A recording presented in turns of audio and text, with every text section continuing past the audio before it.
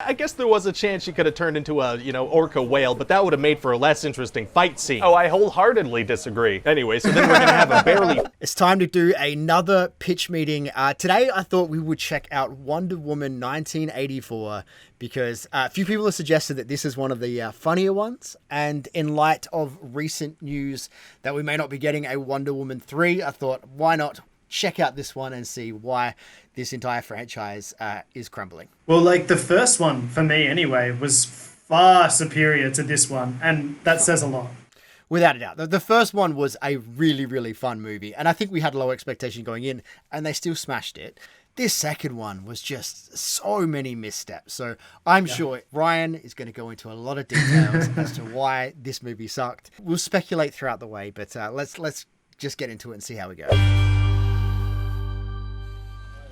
So, you have a Wonder Woman sequel for me? Yes, sir, I do. So we're gonna start the movie with Diana as a kid back in Themyscira. Okay, and what's she up to? Well, she's competing in the Amazon version of that TV show Wipeout, and she tries to use a shortcut to... So I was about to say that this was by far the best part of the movie. This opening, 10 or 12 minutes. Started strong. Started really strong, got really bad very quickly. So I got no problem with Gal Gadot, but pretty much every aspect that she was a part of just did not work. And I forgot about the whole Chris Pine thing and taking over the body. Yeah, so did I, actually, just until you said it. Yeah. For me, the worst thing is how much I love Pedro Pascal and how comically bad he was in this movie. So bad, and he was so great. And I don't think it was him, I think it was the direction. Oh yeah, no, there's nothing wrong with him. Him in Game of Thrones and obviously in Mandalorian, we love him in what he does, but this I felt like he was offered a big superhero movie and he's just like, yeah, Wonder Woman 1 was great, sign me up, and then he probably read the script afterwards and was like, this is not what I was hoping for. Win and learns that cheating is wrong. Sure, okay, that's a nice quick message to start the movie off. It's gonna take a full 11 minutes. Oh my god. So then we're gonna jump forward to the 1980s, which is when this movie takes place. Okay, so 30, 40 years ago. Oh, I don't enjoy that that's a true thing. So anyway, Diana is still super heartbroken about Steve Trevor dying in the first movie. He's all she can think about. Really, after all that time? Yeah, well, you gotta understand, this was a really good guy she knew for a couple of days 7 decades ago. Well, yeah, I guess so. So anyway, Diana's working in Washington, D.C. at the Smithsonian, and she has a new co-worker named Barbara. And what's her deal? Oh, well, she's a freaking nerd, sir. She can't even walk in heels. Oh, embarrassing, disgusting, and pathetic. I bet nobody likes her. Yeah, and so there's this artifact called the Dream Stone, and that's what this movie's gonna focus on. Oh, what's this thing do? Oh, this thing's freaking nuts. It grants wishes, but it takes something in return. A very magical stone. Yeah, and this phony business guy, Max Lord, he gets his hand on it, and he wishes to become the Dream Stone. Oh, so he turns to stone? You would think so, the way that was phrased, but no. I remember seeing the movie, and when he said he wanted to become the Dreamstone, I thought the same thing. He was going to turn into a physical stone, because there always seems to be these backlashes with these dreams. Now he can grant people's wishes when they touch him, and he can take something in return. And do Barbara and Diana get wishes in before he does that? They do. Barbara wishes to be more like Diana, so she gets some nice clothes and some super strength, and now she can walk in heels. Now that's impressive, am I right? Yeah, she's not pathetic anymore. Also, she removes her glasses, which, as you know, makes people automatically more attractive. That's just good character development is what that is. And so Diana's gonna wish for Steve Trevor to come back to life, and this way we could get Chris Pine back in the movie. Oh, people like Chris Pine, so what, does he just appear out of thin air? Actually, no, his consciousness goes into this random guy's body, so everybody sees this random guy, but we see Chris Pine. So, okay, is this because the stone can't make things just magically show up? No, it absolutely can. A giant wall's gonna appear out of nowhere, so are some nukes. The thing is magic. So why are we doing this weird body control thing with Steve? I don't know. Exactly. What happens to this guy's consciousness while Steve's controlling his body? Who's to say? You are. Yeah. What if this guy has a job and a family he has to get to? Oh, the implications are insane. Where is his consciousness? Is he dead? Oh, well, here's the thing, sir. I'm gonna need you to get all the way off my back about this body control thing. Get off of it. Oh, that felt vaguely threatening, so I'm gonna get off your back about that. Great, and so then Steve and Diana, obviously... It just felt so wrong, and he makes such a good point there. Why even have that element in the movie? It's like DC just want to have bad plot points so that people can go to dinner after they've seen the movie and just talk crap about it, but they'll still be talking about it. It's like any publicity is good publicity. It almost felt like there was that really cringy scene where Chris Pine is trying on all the 80s outfits. And it was pretty much the only part of the movie that actually reflected it being set in the 80s in any real capacity. And I felt like they really, really wanted that scene in there for some reason. So they came up with this convoluted idea of like he has an apartment with all these clothes so we can actually have that montage. Otherwise, you could have just set it, I assume, at like Diana's house. He could have just like appeared out of nowhere and then gone to her house, but then he wouldn't have had the outfits. They could have still gone shopping. No, there's no reason why they should have done this. It was a terrible, terrible idea. They get intimate because, they love each other. They do that using a stranger's body. That's got to be crossing the line. That's not okay. Well, we're going to have them do it anyway. It is I find it crossing a strange line. that you immediately got back on my back about that. I mean, it's actually... It's more than cheating. That's assault. That is sexual assault right there. Like, especially the guy like that looks like himself the entire time, just not to her. Is like, I got a wife back home. But that is his home. Like but the thing is, like, he has no friends, no family, no one that's like concerned with where he is, no work commitments. He's able to be possessed for, I don't know, a few days, a week, and no one even questions it. Yeah. Ugh, dumb. Really easy fix. Just have Steve Trevor show up as himself. Yes. No. So then that Max Lord guy makes himself super rich, and he goes to Egypt to take some guy's oil and make himself even richer. Okay. So Steve and Diana, they got to get over there, How are they going to do that? Well, the thing is, they can't just take a commercial flight because Steve doesn't have a passport. Well, I mean, the guy he's possessing probably has one. Well, they don't check for that. They head to the Smith. Oh my God, I never even thought about that. Yes, the other guy would have the passport, most likely. Yeah. He seems like a pretty successful guy. He would have probably traveled at least to Canada. Isn't it a popular thing that like a lot of Americans would have a passport because their travel is, I suppose you don't need a passport if you're going interstate, but like so much is around them. Like whereas we're in Australia, we're quite isolated. So like we get a passport because we're going overseas. We are on an island, hours flight away from any other country. And I would say more people have passports than don't have passports here.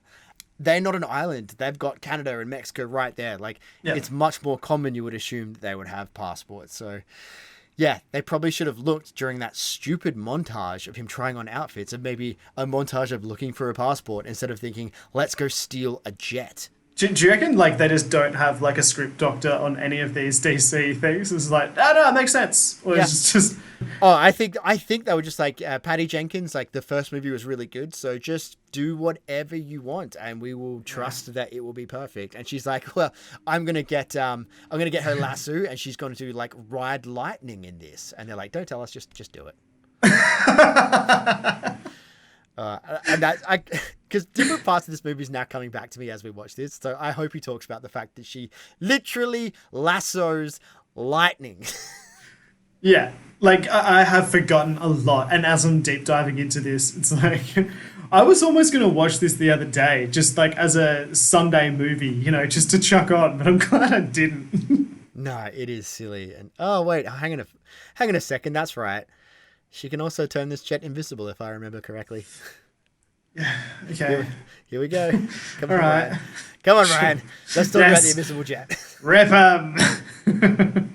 Smithsonian and steal one of the jets from over there. They have operational jets at the museum? They do, yeah. Fully fueled jets just lying around, so they take one of those because Steve was a pilot. Right, okay, he was a pilot in World War I. Those are different planes. Well, I mean, a plane is a plane. That sentence is not technically wrong. So there you go. No, but sir, a plane is a plane. Are you implying that a plane's not a plane? Because a plane is a plane. I mean, that's just such a vague general statement. A plane is a plane. Okay. So then they're being chased because of the jet theft, and so Wonder Woman goes ahead and makes it invisible, and that's how she gets her invisible jet. What? How? Well, it turns out that's a thing she can do, so she does the thing that she can do. Wow, well, thank God she has that ability. We never once mentioned a reference. Yeah. It works out great, so they go to Egypt, and they have a big chase scene with Max. Just, like, if she could do this, the amount of, like, additional things she could do with that power than just to make a jet invisible. Make yourself invisible.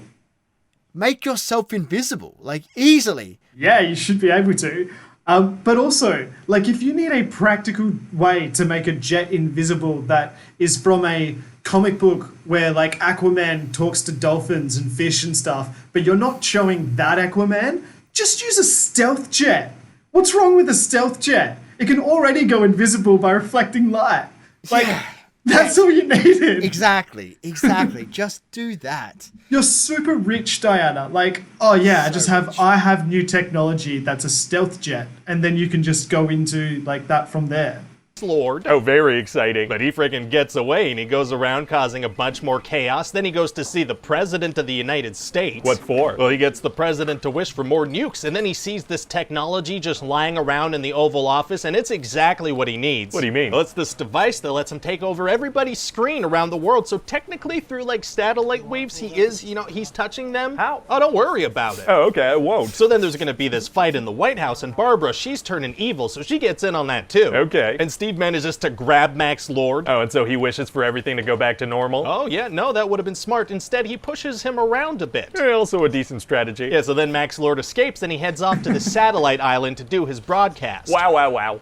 And Steve and Diana find out that everybody needs to renounce their wishes, or else civilization's gonna end. So they have this big emotional goodbye. Oh, very sad. Very sad, but then she starts to fly and lasso some lightning bolts, so that's pretty cool. That's not bad. Oh, sure, yeah, that may as well happen. So then Diana's gonna have to fight Barbara, who, by the way, is a cat now. What? Yeah, she's a cat now. She's part cheetah. What are you talking about? Well, see, Max Lord was like, hey, anything else you want? And she's like, yes, actually, I would like to be an apex predator, please. Oh, so she could have just as easily been turned into a killer whale. Yeah, I guess there was a chance she could have turned into a, orca whale, but that would have made for a less interesting fight scene. Oh, I wholeheartedly disagree. Anyway, so then we're gonna have a barely visible fight scene, and Barbara's gonna get electrocuted. So she dies. Well, no, she gets a little sleepy, which is what happens when cats get electrocuted. That's not, no, I don't think that's accurate. Well, that's what my dad told me when my childhood cat chewed through his extension cord.